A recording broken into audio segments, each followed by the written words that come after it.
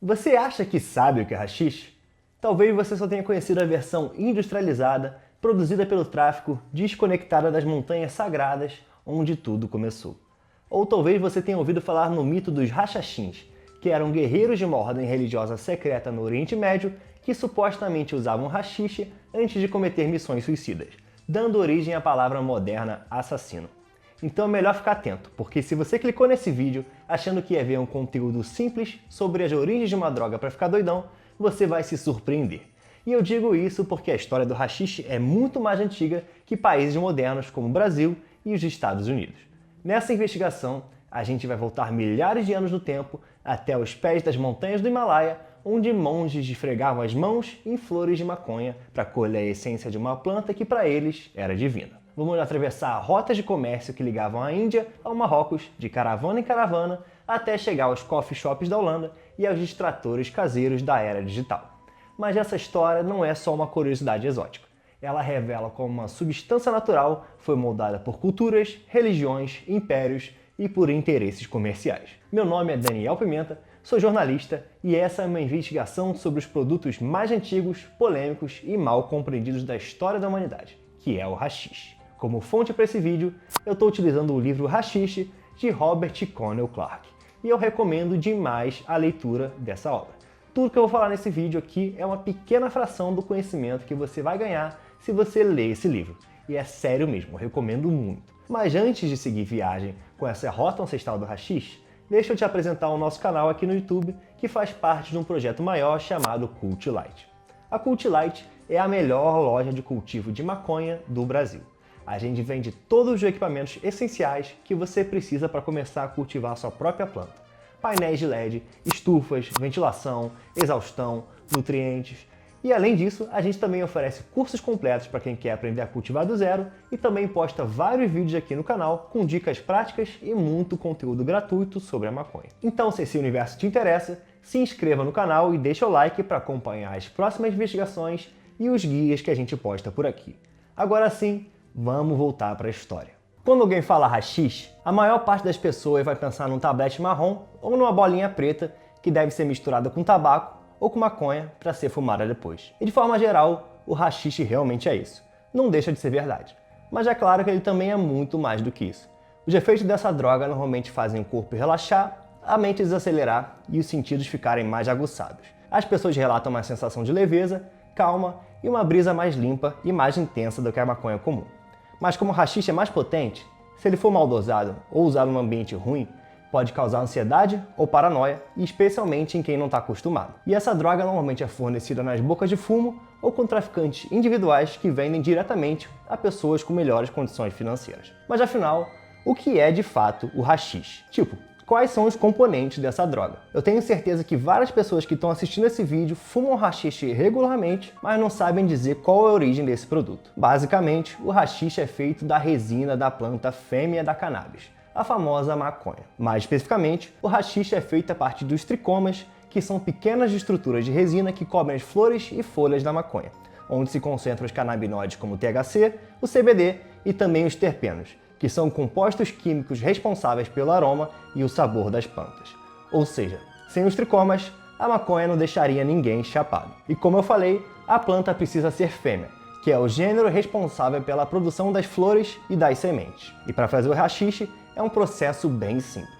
Quando essas flores começarem a surgir, elas devem se desenvolver e amadurecer até o ponto ideal em que a maioria dos tricomas estiver mais forte. Nesse momento, a resina é separada do resto da planta até juntar uma boa quantidade, que depois deve ser prensada para formar um tablete ou uma bola. Dependendo da técnica usada para separar a resina, o resultado muda em textura, potência e pureza, o que dá origem a uma variedade de tipos de haxixe. Tem o charas, o dry sift, ice hash, o rosin, o óleo de haxixe. E se a gente for falar do haxixe tradicional, feito com peneiras e prensado com o auxílio das mãos ou de máquinas, também existem diversas variações. Tem o haxixe libanês, afegão, o paquistanês, haxixe marroquino, enfim. O ponto que eu quero abordar é que devido a essa grande variedade de técnicas de produção, as origens desses produtos se perdem, cercando o assunto com muitas lendas e pessoas mal intencionadas, que vendem haxixe adulterado com óleo vegetal, gordura animal e até mesmo cola, buscando obter o máximo de lucro sem a menor responsabilidade com o consumidor. Em resumo, quem compra haxixe raramente sabe o que está consumindo.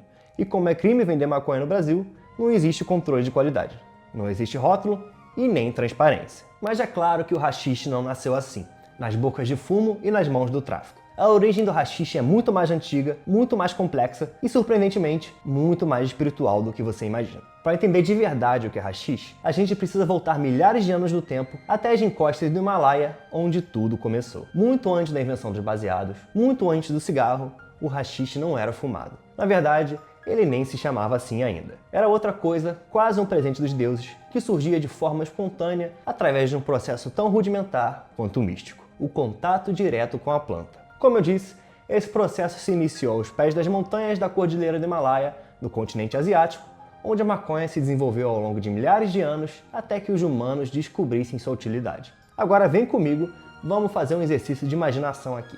Imagine que você nasceu há cerca de 10 mil anos e mora aos pés das majestosas encostas do Himalaia. As montanhas, cobertas por uma vegetação densa e um ar fresco, parecem se estender para sempre. A tecnologia humana ainda não avançou muito e a maior parte das pessoas vive como nômade, em contato direto com a natureza, indo de local em local, caçando e coletando o que a terra oferece. Nesse cenário remoto, onde a sobrevivência depende das coisas mais simples, você precisaria sair todos os dias em busca de frutos, sementes e raízes para alimentar você e sua família. E para sua sorte, o Himalaia é uma verdadeira fonte de vida. A terra fértil das encostas, banhada pelos rios cristalinos, dava sustento a uma variedade de plantas que cresciam selvagens, adaptadas à dureza do clima. E é exatamente nessas serras de vales que você conseguiria encontrar literalmente florestas de maconha crescendo soltas pela região. Isso seria uma descoberta muito importante, porque a maconha é uma planta cheia de sementes extremamente nutritivas, que são uma ótima fonte de proteína. E eu tenho certeza que não demoraria muito para que você e todos os outros seres humanos dessa época percebessem esse valor nutritivo e começassem a se organizar para coletar as sementes de maconha regularmente. E segundo o autor Robert Clark, que é a nossa fonte, provavelmente foi através desse processo de colheita de sementes que nossos antepassados entraram em contato com o haxixe pela primeira vez na história.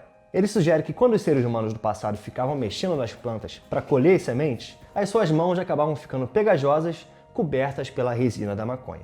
E cara, eu falo por experiência própria que a maconha realmente deixa a mão toda grudada. Se você ficar mexendo nas flores por mais de 10 minutos, é garantia que sua mão vai ficar cheia de resina. É fácil imaginar que na tentativa de limpar essa resina, as pessoas no passado ficavam esfregando e raspando as mãos, fazendo com que os tricomas da planta se acumulassem e formassem uma bolinha de massa. Mas agora vem uma informação curiosa sobre o haxixe que vai te deixar em choque. De alguma forma e por algum motivo, nossos antepassados pegavam essa bolinha, colocavam na boca e engoliam.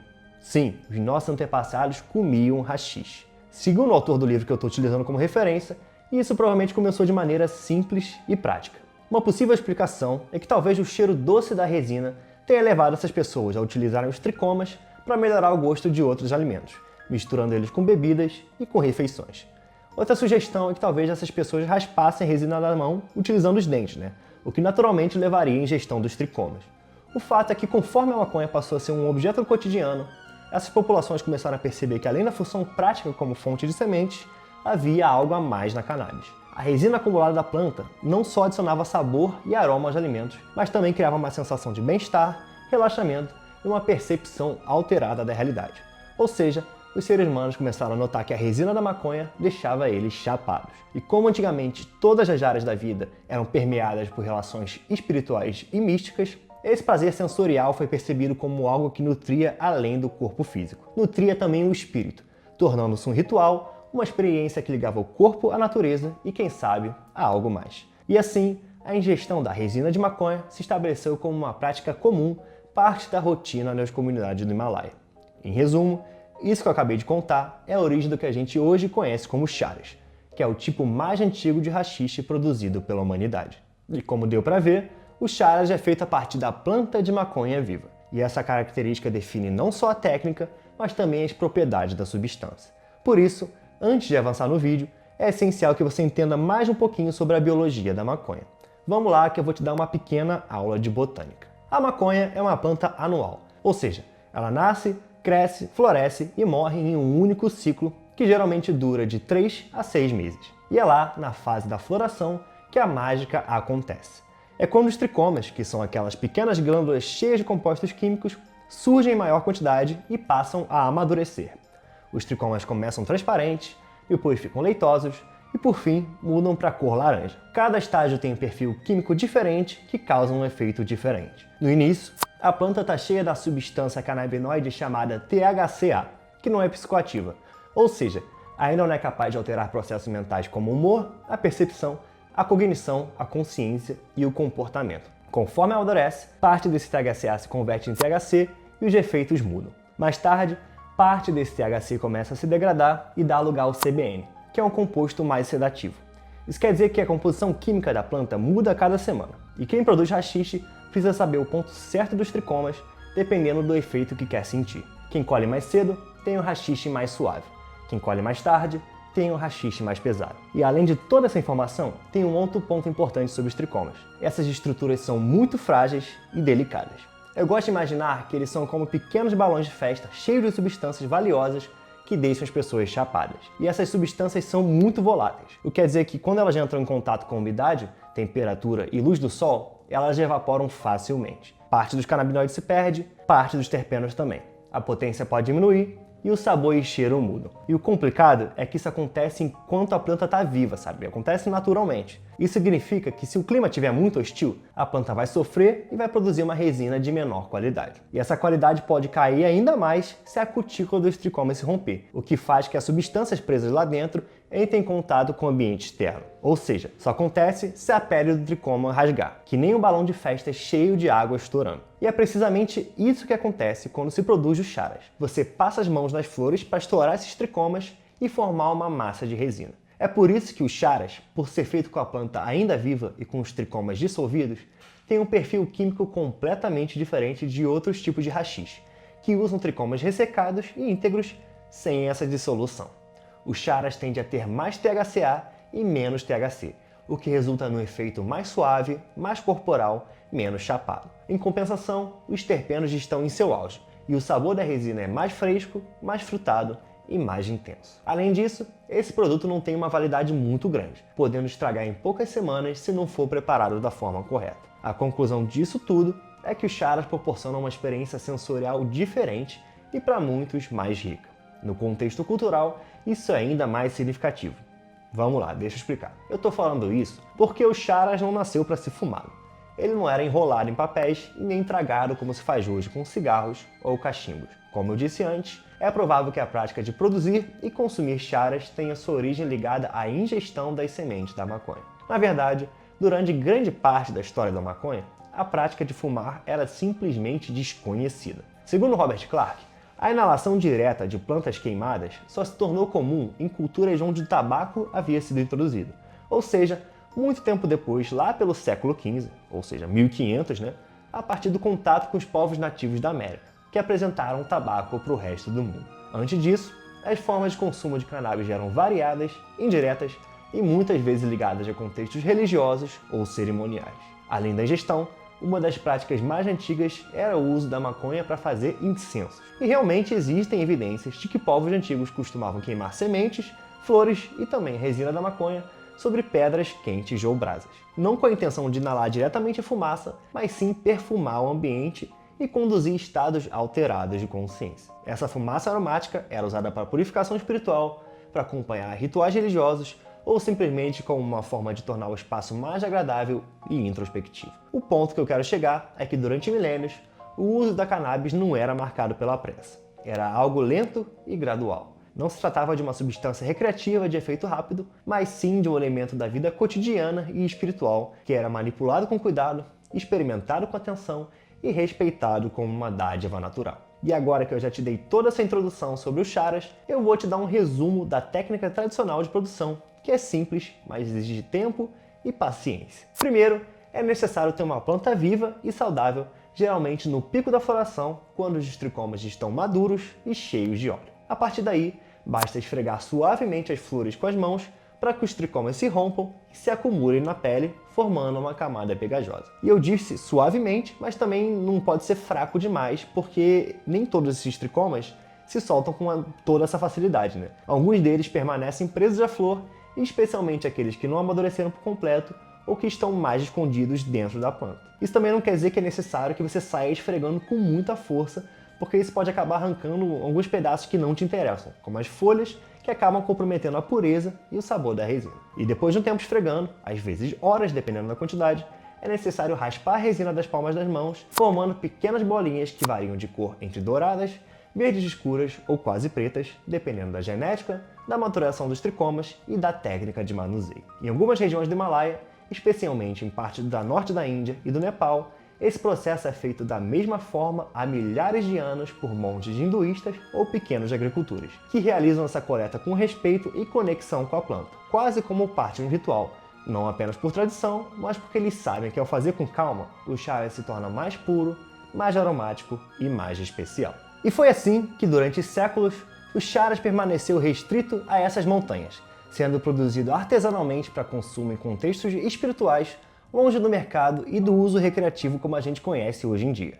Mas o charas, assim como a própria planta da cannabis, não ficou preso ao Himalaia para sempre. Com o tempo, o ser humano começou a carregar as sementes, a resina e os conhecimentos técnicos sobre o cultivo de maconha por longas rotas que cruzavam o Oriente Médio, o norte da África e, eventualmente, a Europa. E foi nesse processo de migração cultural que o charas foi se transformando. Segundo nossa fonte, a expansão muçulmana entre os anos 1000 e 1200 foi um dos principais vetores para a introdução e consolidação do uso da cannabis em novas regiões do mundo. À medida que o Império Islâmico avançava, os usos medicinais, espirituais e recreativos da planta foram se disseminando, não apenas como uma planta, mas principalmente como uma resina concentrada, que é o charas, Em comparação com as flores, a resina era ideal para atravessar longas jornadas no deserto, sendo compacta e durável, passando a ser valorizada também como uma mercadoria. Mas afinal, como é que o haxixe árabe surgiu, Porque eu estou falando de charas ainda, que é uma versão feita com a resina da planta viva. Então,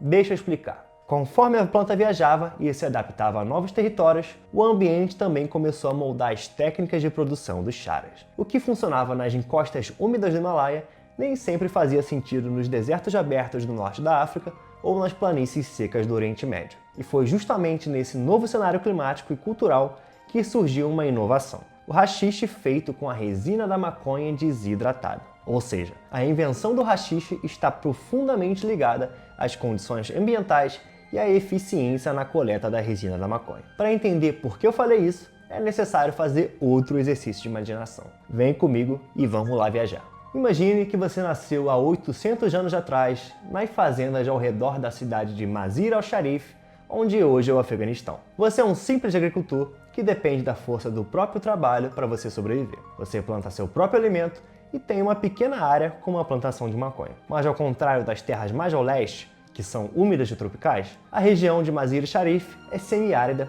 com verões escaldantes e invernos congelantes. E isso é muito importante porque esse tipo de clima é propício para fazer um processo que é quase impossível nos climas úmidos, que é a secagem das flores da maconha. Ao secar a maconha, você favorece não só a coleta das sementes, que se tornam mais fáceis de retirar, mas também transforma os tricomas, que se tornam mais duros e fragmentados, revelando propriedades específicas da resina seca. E para deixar isso mais claro, deixa eu te contar como o autor do livro Haxixe acredita que esse processo aconteceu. Vamos voltar para o exercício de imaginação. Imagina que você trabalhou durante meses no sol escaldante do deserto e finalmente a sua plantação de maconha está madura, com os tricomas brilhantes e as plantas pesadas, cheias de semente. E é nesse ponto que a experiência do agricultor faz toda a diferença. Porque não basta plantar, você tem que saber a hora e a maneira certa de colher. Em relação à hora, você já sabe que a potência do haxixe é alterada de acordo com a maturação dos tricomas. Quanto mais tarde, mais pesado é o haxixe. Em relação à maneira certa de fazer essa colheita,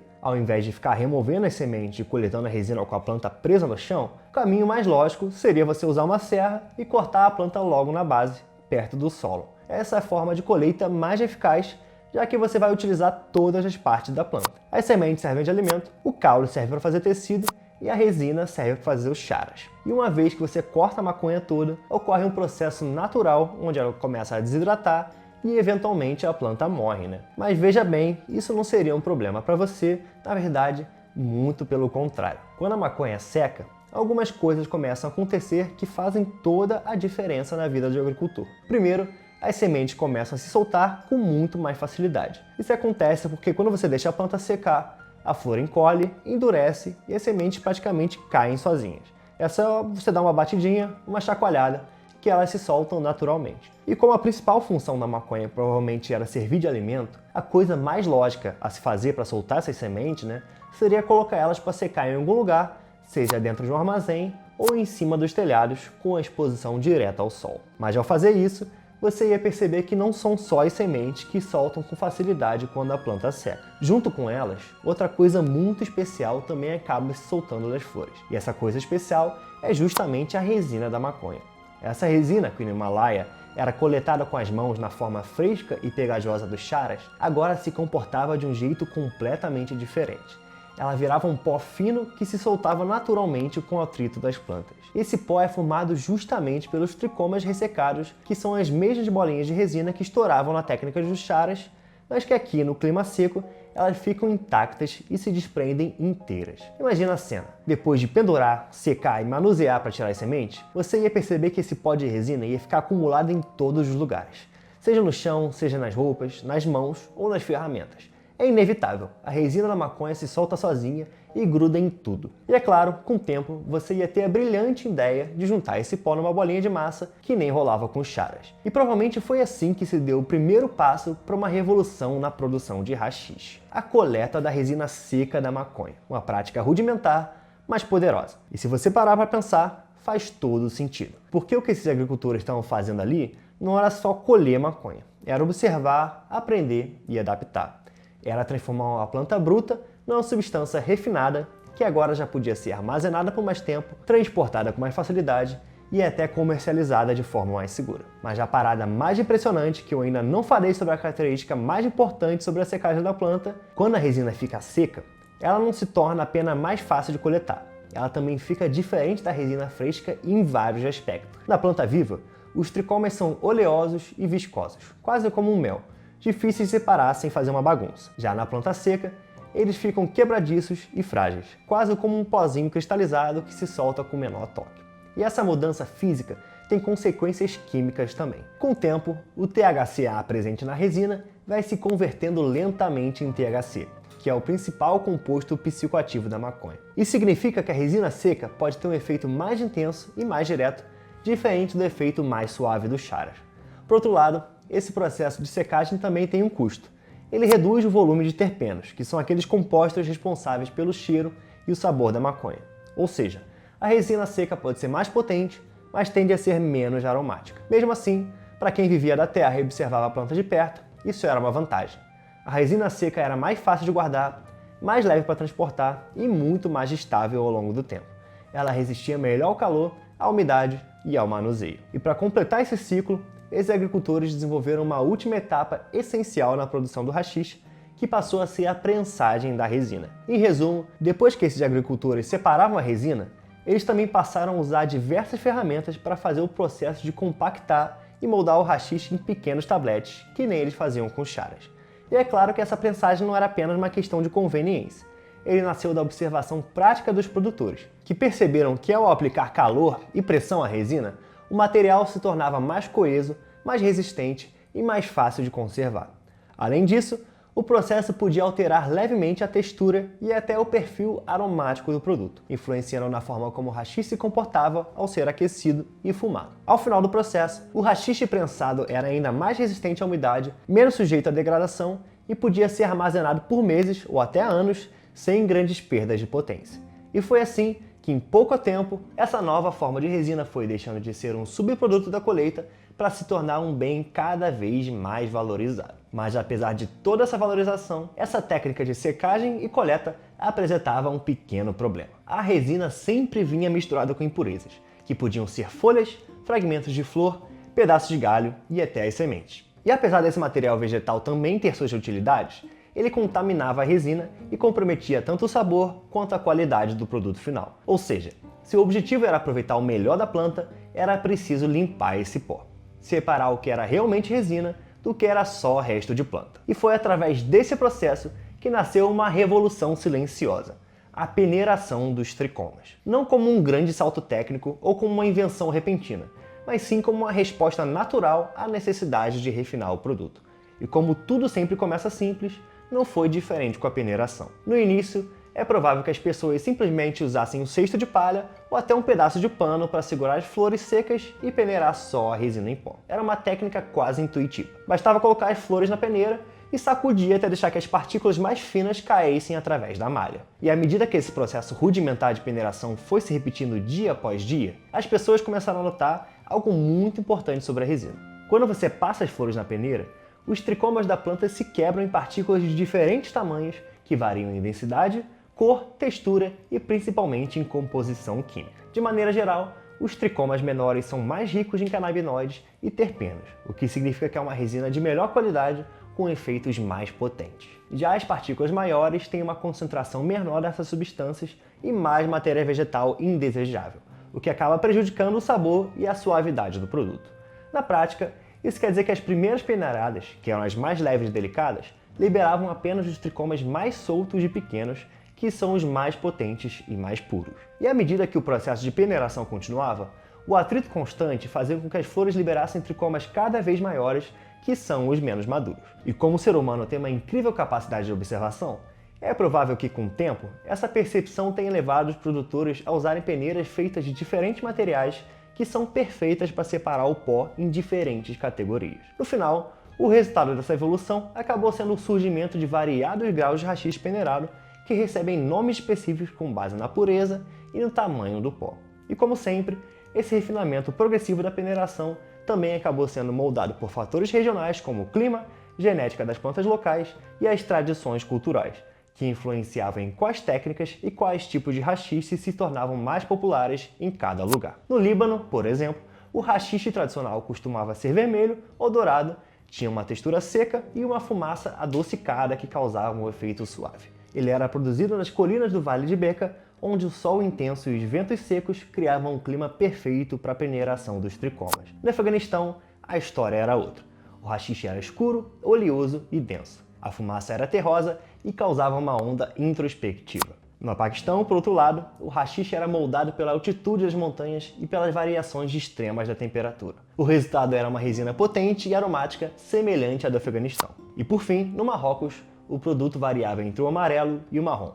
Tinha uma textura arenosa e o aroma picante, com um efeito mais equilibrado, nem muito mental, nem muito corporal. E agora que eu toquei nesse assunto sobre diferentes tipos de haxixe, eu preciso abrir uma grande vírgula sobre todo esse conhecimento que eu te passei. Desde que você começou a ver esse vídeo, eu consegui fazer um bom resumo de toda a origem de criação do haxixe. A gente começou nossa história no momento em que o ser humano teve seus primeiros contatos com a maconha há mais de 10 mil anos atrás, e agora estamos falando de histórias bem mais recentes, há cerca de 800 anos atrás. E é exatamente sobre isso que eu quero falar agora. Porque até aqui, a gente traçou uma linha lógica sobre como o haxixe pode ter surgido, da observação cuidadosa das plantas, passando pela coleta rudimentar da resina, até chegar nas primeiras tentativas de peneiração. Mas a verdade é que essa história toda não se desenvolveu por um único caminho. O que existem são diferentes trilhas percorridas por culturas distintas que chegaram a resultados parecidos por meios muito próprios.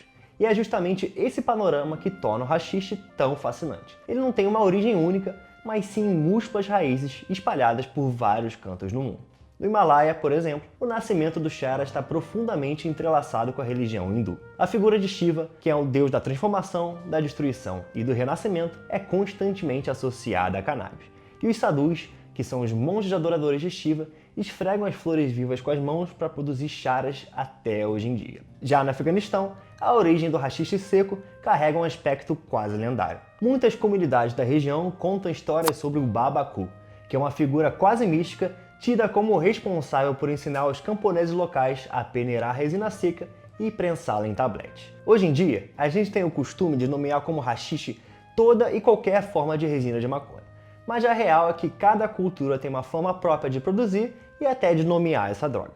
Por sinal, quando se toca na origem da palavra haxixe, tem um capítulo que não dá para deixar de fora desse vídeo. Eu estou falando da origem da palavra assassino. Se lembra lá no começo, quando eu falei sobre a palavra assassino ter sua origem conectada à seita dos Hashashin, que era uma ordem secreta de guerreiros muçulmanos que ficavam doidões de haxixe antes de sair em missões suicidas? Se você não lembra, eu vou te explicar. Pode ficar tranquilo que vale a pena contar essa história, porque ela é fundamental para compreender como o contato com haxixe variou entre as regiões do mundo.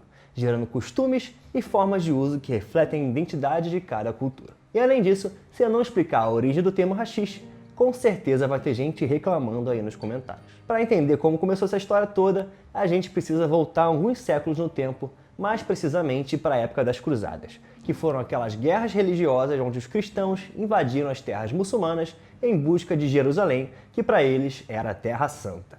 Foi nesse cenário tenso que surgiu entre os europeus uma narrativa misteriosa que ganhou fama rapidamente, a lenda dos assassinos.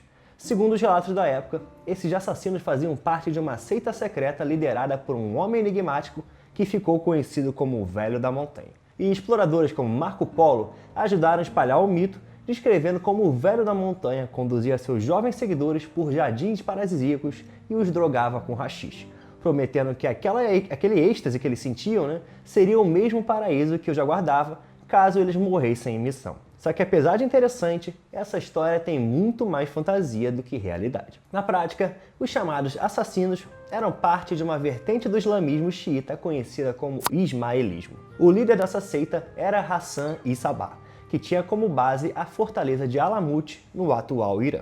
E sim, de fato, o Velho na Montanha mandava seus seguidores cometerem atentados políticos contra figuras poderosas da época.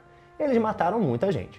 Apesar disso, o termo haxixe, do qual se origina a palavra assassino, provavelmente não fazia uma descrição literal do uso da droga. Esse termo surgiu como um apelido pejorativo criado pelos inimigos dos ismaelitas, que viam eles como fanáticos religiosos e hereges. Em árabe, haxixe significa literalmente erva seca. Esse termo só ganhou o sentido relacionado à maconha anos mais tarde. Além disso, não há nenhuma evidência sólida de que esses guerreiros realmente usavam haxixe antes de atacar. Muito pelo contrário, os próprios registros muçulmanos mais sérios, tanto xiitas quanto sunitas, não fazem essa correlação direta.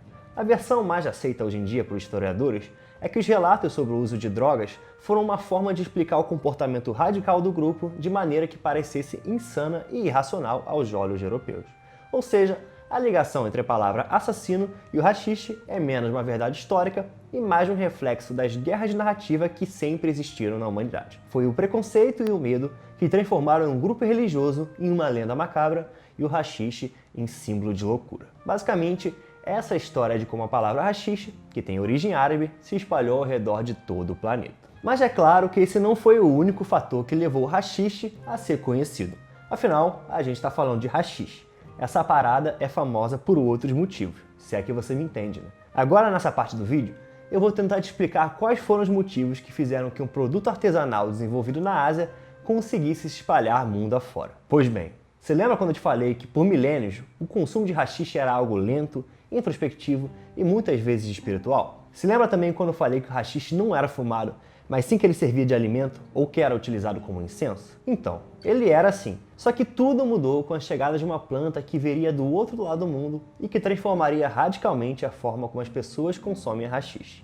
Eu estou falando do tabaco. Sim, por mais estranho que pareça, antes do tabaco ser trazido da América, o resto do mundo simplesmente não conhecia o hábito de fumar. Como eu disse antes, as pessoas até chegavam a queimar flores para usar como incenso ou para inalar indiretamente. Mas a técnica de queimar alguma erva na ponta de um canudo e tragar a fumaça de maneira direta era inexistente.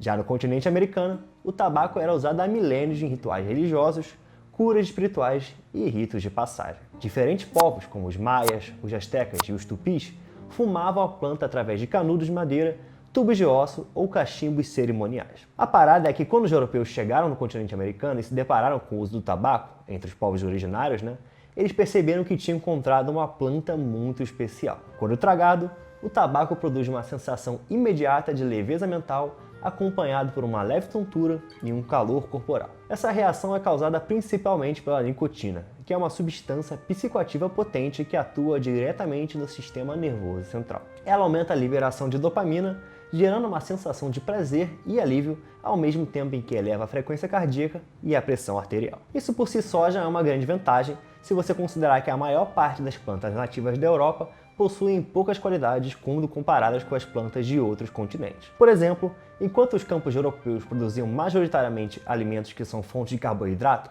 como trigo e cevada, outras partes do mundo eram berço de plantas com propriedades muito mais versáteis.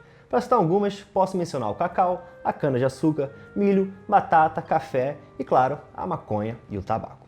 Mas além dos efeitos fisiológicos, o tabaco também carregava um peso simbólico profundo.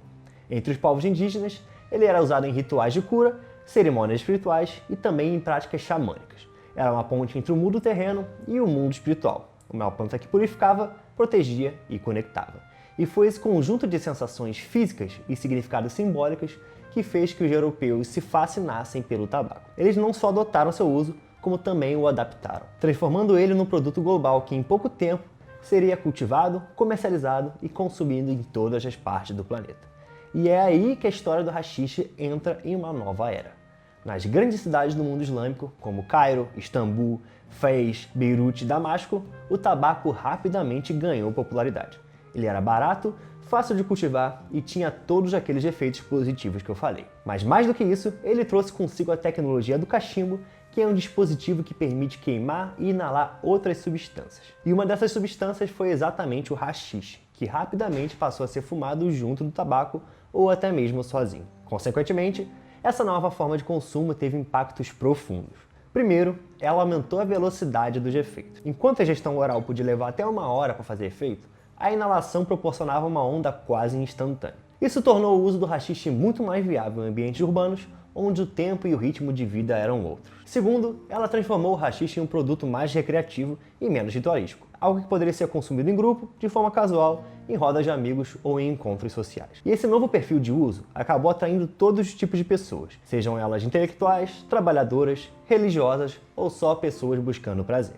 E por fim, em terceiro lugar, o hábito de fumar permitiu um controle de dose muito mais preciso. Eu digo isso porque ao tragar, a pessoa pode modular o efeito com base na quantidade de tragadas, o que reduz o risco de uso excessivo, que é algo bem comum com os comestíveis, onde o efeito só chega depois de horas e muitas vezes surpreende o usuário. Em resumo, foi exatamente esse casamento com o tabaco que fez com que o haxixe se espalhasse com uma velocidade incrível através de todos os continentes.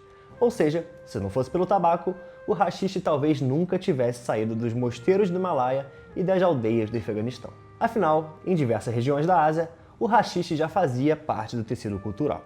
Mas foram justamente as trocas geradas pela cultura do tabaco que fizeram o haxixe viajar junto com os mercadores, cruzando o Oriente Médio, alcançando o Egito e eventualmente chegando até o Marrocos, onde encontrou terreno fértil para florescer nas montanhas de Rif.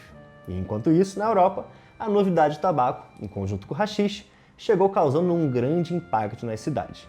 Houve um verdadeiro fascínio entre artistas e intelectuais. Na França, por exemplo, começaram a surgir cafés e salões onde grupos de intelectuais se reuniam para experimentar essa resina. Esses encontros não eram clandestinos e nem marginalizados, muito pelo contrário. Eram momentos quase cerimoniais onde se discutia arte, filosofia e os limites da percepção humana. Muitos dos maiores nomes da literatura e da pintura europeia do século XVIII passaram por essas experiências. O haxixe era visto como uma espécie de lente mental, um recurso que permitia acessar emoções profundas, ampliar a sensibilidade e explorar zonas de pensamento que a sobriedade não alcançava. Mas nem todo mundo gostou disso. Enquanto parte da elite cultural europeia exaltava os efeitos transformadores do haxixe, outra parte não gostou nem um pouco dela. Especialmente os militares, os religiosos e os moralistas, que passaram a encarar o haxixe como um risco à ordem social. Napoleão, por exemplo, proibiu o uso entre suas tropas enquanto ocupou o Egito, alegando que a substância causava descontrole e comportamento irracional. Essa rejeição marcou o início de uma divisão que persiste até hoje. De um lado, o haxixe serve como porta para a criatividade e espiritualidade. Do outro, serve como um símbolo de perigo. Mas apesar da polêmica em torno do uso, uma coisa era certa: o haxixe não era produzido em qualquer lugar. Ele só podia ser feito em regiões onde o clima, a altitude e a qualidade do solo formavam um cenário perfeito para o cultivo de maconha. Por isso, o suprimento de haxixe continuava dependendo dos países do Oriente Médio e da Ásia Central. Era um produto importado e muitas vezes contrabandeado. E como eu falei antes, esses haxiches não eram simples substâncias. Cada região produtora carregava sua própria assinatura, seu próprio saber, seu próprio estilo. O haxixe era uma expressão cultural. Era um produto de um tempo específico, de um lugar específico e de um povo específico. Era feito à mão e passado de geração em geração. E apesar de todas as transformações culturais e políticas que aconteceram com o passar dos anos, o método de produção do haxixe continuou praticamente o mesmo por um bom tempo. Enquanto as grandes cidades cresciam em ritmo acelerado, fábricas se multiplicavam, carros tomavam as ruas e o consumo virava um estilo de vida, nas montanhas do Oriente Médio e na Ásia Central, os agricultores ainda produziam o haxixe com a mesma paciência e tradição de séculos. Mas como nem tudo é perfeito, com a chegada da segunda metade do século XX, esse cenário começou a mudar drasticamente. Foi o início de uma transformação social profunda e o haxixe acabou entrando no meio dela. Depois da Segunda Guerra Mundial, o mundo entrou numa fase de crescimento econômico acelerado, mas também de rigidez moral, consumismo e alienação cultural. Foi nesse contexto que surgiu um movimento jovem, rebelde e contestador de tudo e de todos. Foi o movimento da contracultura. Um bom exemplo desse movimento são os hippies que surgiram nos Estados Unidos, por exemplo. A parada é que nos anos 60, milhares de jovens ao redor de todo o mundo começaram a questionar os valores da família tradicional, os conflitos armados, o racismo, a repressão sexual, o sistema educacional e o papel da religião na sociedade. Era uma geração que não queria apenas viver, mas sim queria experimentar a vida em toda a sua diversidade. E para isso, buscou novos caminhos. Entre os principais símbolos desse movimento estavam a música psicodélica, as comunas alternativas, a experimentação com drogas alucinógenas e a busca por espiritualidade fora dos padrões ocidentais. E foi aí que o Oriente entrou na rota. Inspirados por livros, gurus e relatos de viajantes, esses jovens embarcaram em caravanas e mochilões em direção à Índia, ao Nepal e ao Paquistão.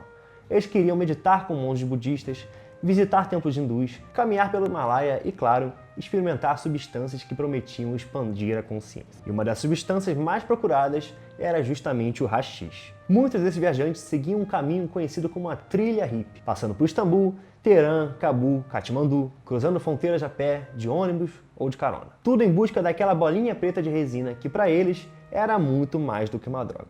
Era uma porta, uma chave espiritual, uma experiência transformadora que conectava o corpo, mente e natureza de uma forma que a sociedade ocidental, com seus escritórios, seus bancos e seus códigos, jamais permitiria.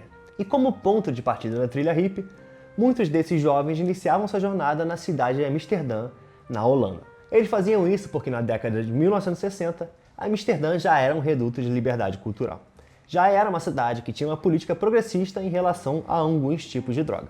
Os coffee shops, que eram locais onde o consumo de maconha e o haxixe era tolerado, começaram a ganhar destaque como espaços de socialização e experimentação. Ali, os viajantes podiam experimentar haxiches vindo de Marrocos, do Líbano, do Afeganistão e podiam fazer isso antes mesmo de chegar no Oriente, que era o mais importante. Esses coffee shops também funcionavam como verdadeiros centros de formação alternativa. Viajantes trocavam mapas, dicas de passagem e histórias de experiências com gurus e templos em locais isolados. Mas apesar de tudo isso, essa tentativa de buscar conhecimentos tradicionais carregava um paradoxo. Porque ao mesmo tempo que os hippies buscavam experiências não ocidentais, eles também levavam com eles uma nova demanda. E onde tem demanda, cedo ou tarde entra o mercado. E foi aí que começou um problema sério. A busca pela padronização no fornecimento e na produção do haxixe. Para atender essa nova legião de consumidores, os produtores passaram a buscar novas formas de acelerar o processo, buscando produzir maior quantidade ao invés de obter maior qualidade.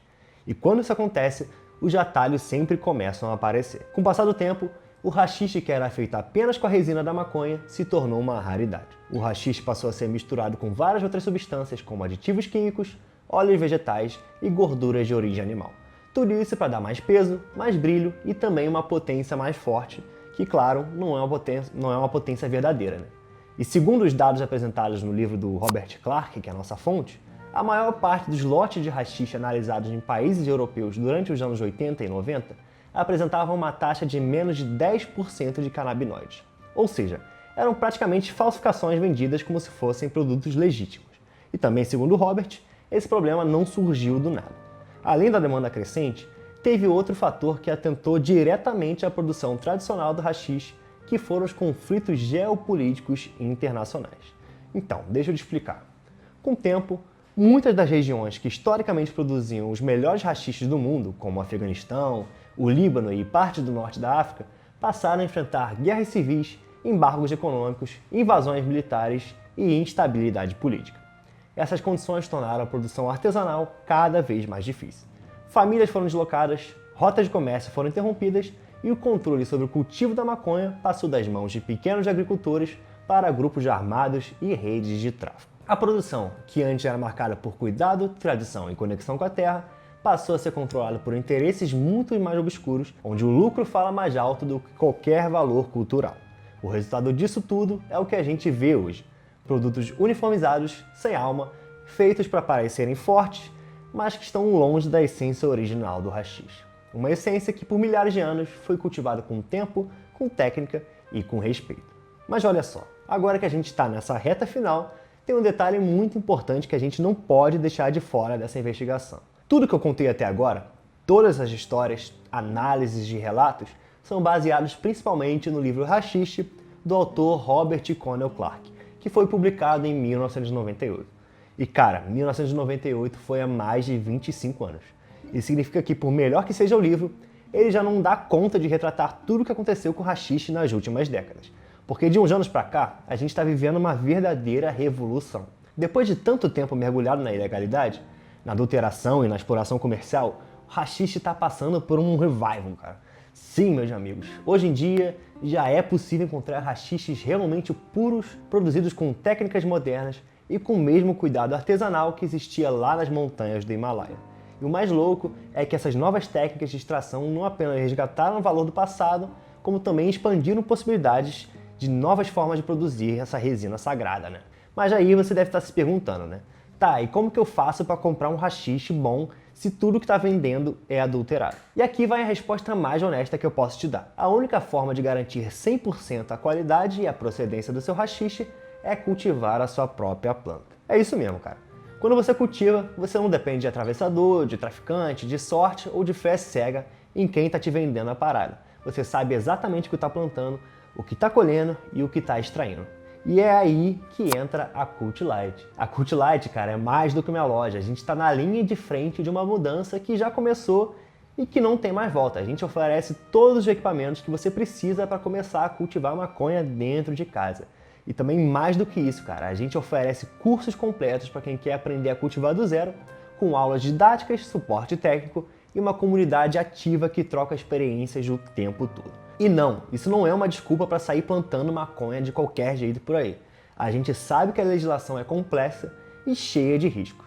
Mas existe um movimento e a gente acredita que com conhecimento, responsabilidade e respeito é possível sim ter uma relação mais consciente com essa planta que tem uma história tão rica, tão antiga e tão importante para a humanidade. E olha, eu adoraria continuar esse vídeo aqui falando sobre as outras dezenas de curiosidades que o Robert compartilha no livro dele, como as práticas medicinais, os tipos raros de haxixe e as histórias de contrabandistas do século passado. Mas esse roteiro aqui, cara, já tá gigante e eu sei que a sua paciência também tem limite. Então fica aqui o meu convite. Leia o livro do Robert. Sério, vale a pena ler cada página. Mas, se você quiser saber as curiosidades que não foram abordadas nesse vídeo, comenta aí embaixo, quero haxixe parte 2. E se você curtiu esse vídeo, se inscreve no canal, deixa o like e compartilha com seus amigos e também acompanha aqui os próximos conteúdos que a gente vai postar no YouTube. Muito obrigado pela sua audiência e até a próxima investigação. Tamo junto e chama, galera!